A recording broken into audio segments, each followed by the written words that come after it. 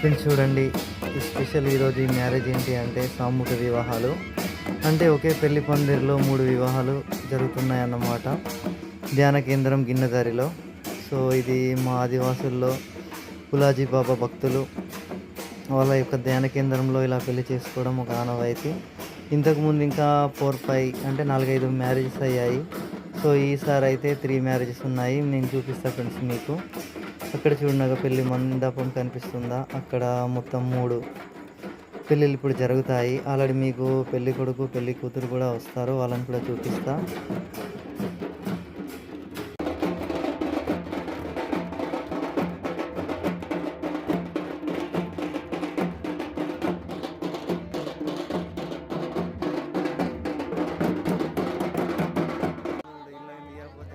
Friends చూడండి, ఇది ఒక జంట. నెక్స్ట్ ఇంకా మా బావ గుణవంతరావు కూడా కనిపిస్తాడు, చూపిస్తా చూడండి మీకు. అగో మా బావ గుణవంతరావు ఇప్పుడు మాకు చూస్తాడు చూడండి.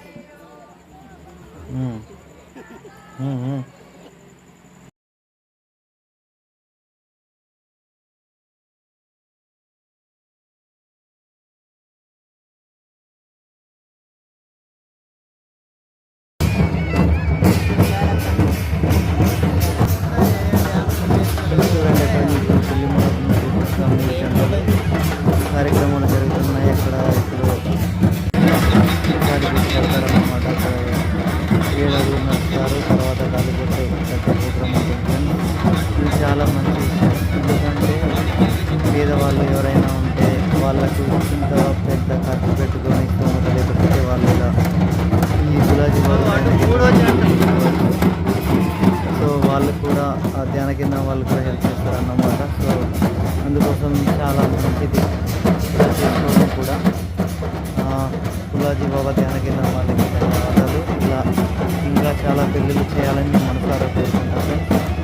సో మీరు always TV rider Vijay rider మా ఛానల్ని సపోర్ట్ చేయండి. మీకోసం ఇలానే చూపిస్తున్నాను ఫ్రెండ్స్. చూడండి, ఎక్కడైతే మొత్తానికి పెళ్ళి ప్రోగ్రామ్ అంతా నడుస్తుంది ఫ్రెండ్స్.